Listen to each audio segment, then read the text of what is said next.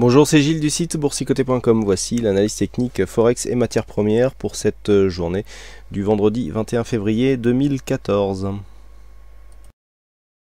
Nous commençons tout de suite cette analyse avec la paire de devises euro-dollar, avec donc un mouvement qui était plus ou moins pressenti.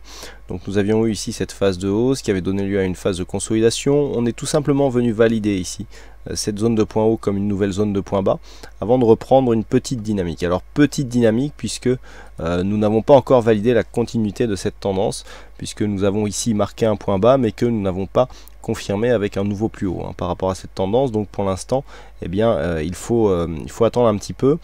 On reste ici coincé entre un 37,44 et un 37,20. Donc bon, on a une continuité ici. Ce point bas nous permet ici de tracer oui, une zone de point bas, si toutefois voilà, une zone de point bas qui ressemble ici à un support, voilà, on a notre troisième point ici significatif, donc, et nous avons ici une dynamique qui est en train de se former.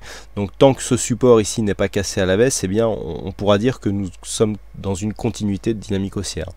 Donc pour l'instant il n'y a pas de confirmation sur une rupture ici de cette zone des 1,3775. Eh bien nous aurions une confirmation donc de cette continuité haussière, et l'euro-dollar reste dans un biais haussier avec des indicateurs ici relativement neutres, une dynamique plutôt haussière ici du point de vue du MACD. Donc on devrait ici déboucher sur une continuité haussière. Zone d'invalidation ici de cette zone, hormis la cassure du support oblique, cette zone des 1,3680. Continuons avec le câble, puisqu'il ne se passe toujours rien sur le dollar yen, avec donc cette évolution haussière qui est en train de s'invalider. Alors on avait une possibilité ici de continuer avec cette phase d'exagération, ce retournement du MACD dans un contexte légèrement survendu. On n'a pas suivi cette phase, donc on est resté ici sous la moyenne mobile 20 exponentielle, et puis on a cassé cette zone de support. Donc pour l'instant les cours évoluent ici entre une zone de support horizontale, donc qui est un ancien point haut, que nous avions ici sur cette phase.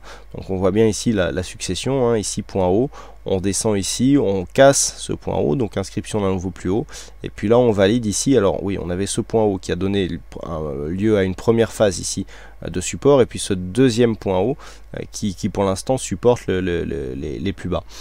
Malgré tout, malgré cela, donc ça c'est plutôt haussier dans la continuité moyen terme. Nous avons une rupture de dynamique qui s'inscrit dans une phase de rupture ici de support.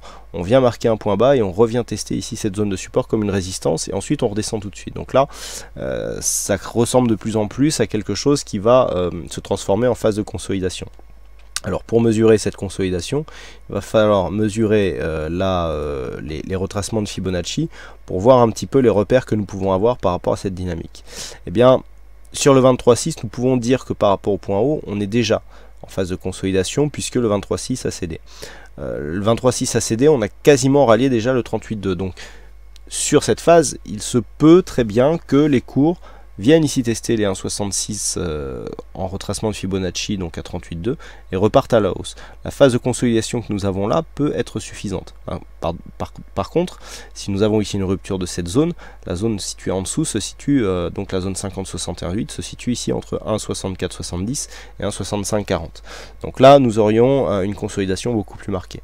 Pour l'instant, tant que les cours ici restent au-dessus de cette zone des 1,6606, il y a toujours possibilité d'avoir un rebond, et donc une continuité de tendance qui serait validée sur une rupture haussière de cette zone des 1,6823.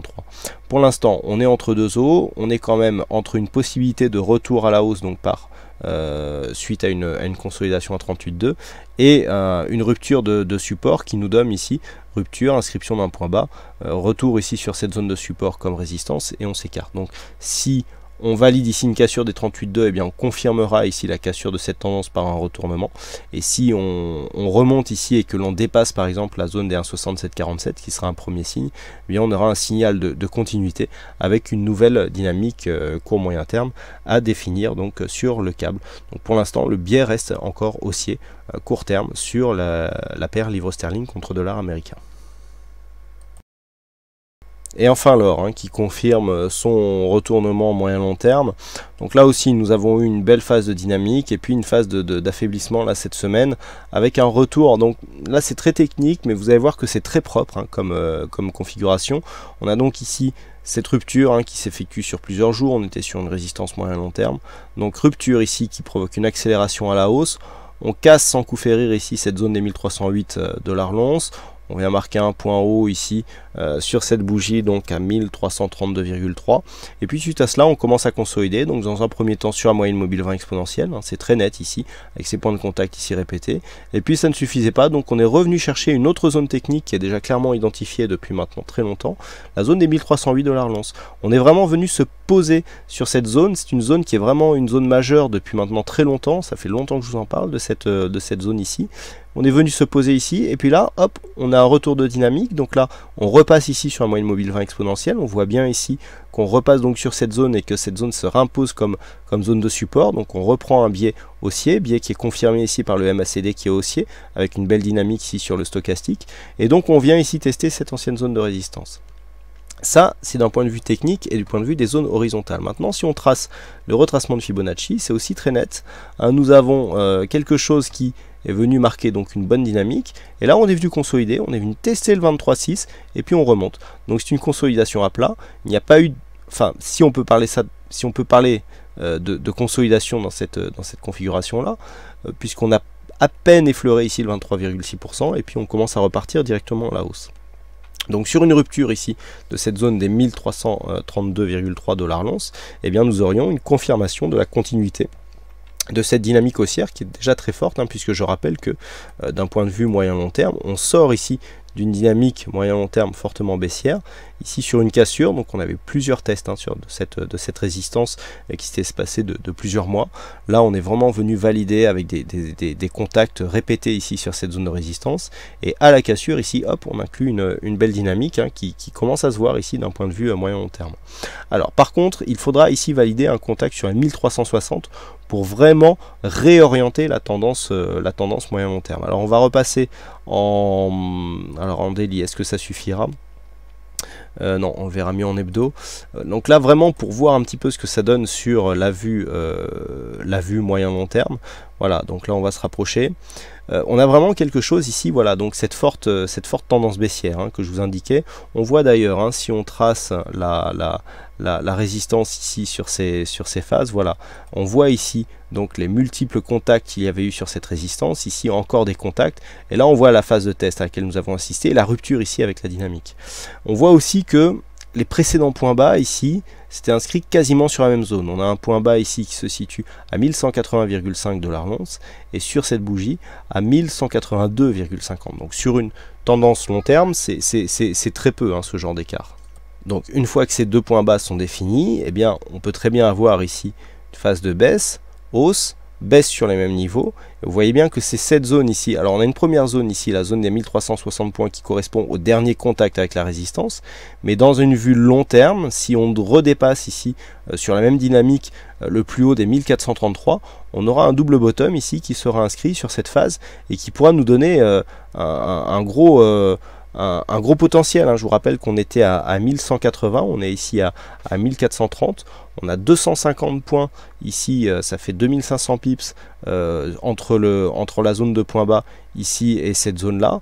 Si on reporte, ça nous donne 1680. 1680, ça nous fait remonter sur des plus hauts que nous avions en début d'année dernière, hein. Donc là c'est pas anodin quand même. Il faudra surveiller ça sur les prochaines semaines, puisque là on a une configuration qui est en train de se mettre en place, alors déjà qui était assez limpide sur la vue long terme, mais qui commence à nous donner des schémas techniques assez intéressants pour la suite, hein. Donc ça c'est à surveiller. On va repasser en UT4 heures, voilà, pour la poursuite de l'analyse. Donc la semaine prochaine, ce qu'il faudra surveiller, c'est dans ce cadre la rupture ici des 1332 qui pourront nous donner la poursuite ici de cette zone avec un objectif donc moyen terme, premier objectif à 1360 $ l'once.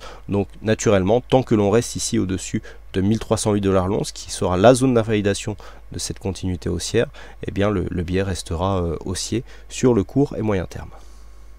Voilà donc ce que nous pouvons dire sur cette analyse technique Forex et matières premières. Il ne me reste plus qu'à vous souhaiter à toutes et à tous une bonne soirée, bonne chance dans vos prochains trades, et on se retrouve donc dès la semaine prochaine pour d'autres analyses techniques en vidéo. Bon week-end à tous.